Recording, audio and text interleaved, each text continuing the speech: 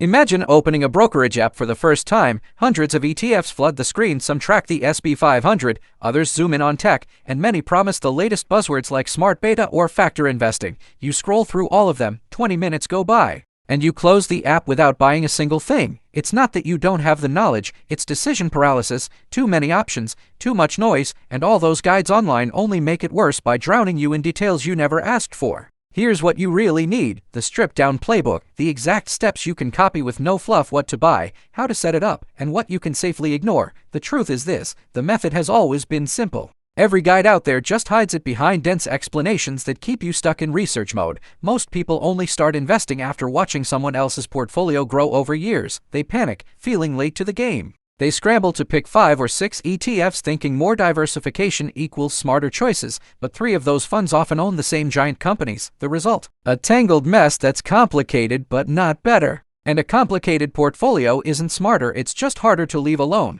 which ironically is the most important skill here. What matters is not knowing expense ratios or how index rebalancing works inside out. It's about opening an account, picking 2 or 3 broad funds, and automating your monthly contributions without overthinking. That's it, everything else is noise. The problem is most people treat this like a research project. They read 5 articles, compare 10 funds, then wait a month to make sure it's the right move. Meanwhile, someone else who read just 1 article and set up auto-invest 6 months ago is already miles ahead. This isn't about choosing the perfect fund, it's about making a reasonable choice and letting compounding do the rest while you focus on living your life. Sure, the guides will explain how ETFs function, why FEs matter long-term, or why index funds beat most active managers. All true, yet none of that helps you make it to the first step, and that step is: pick a broad market index fund, schedule recurring buys, and then stop checking your account every week. If international exposure feels right, add 1 more fund. But remember, holding 3 funds isn't a strategy. It's just what happens when you stop pretending this needs to be complicated. Picture someone who did just this, a Tuesday evening.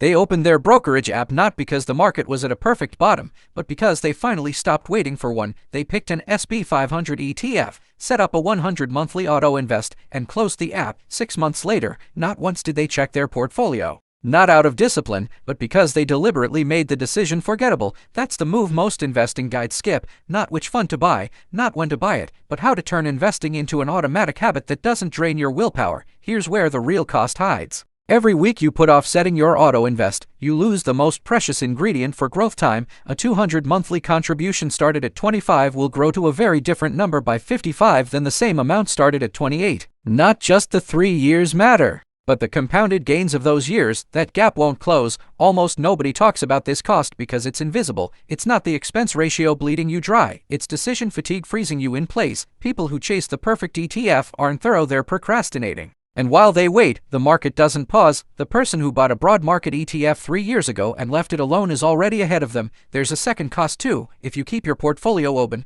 watchable, adjustable, you will adjust it, not because the market demands, but because headlines move your feelings. The winning investor is the one who removes optionality by locking in a fixed transfer date and ignoring temptation. They're not passive, they're actively cutting out future mistakes. So pick the lowest cost fund that tracks a broad index.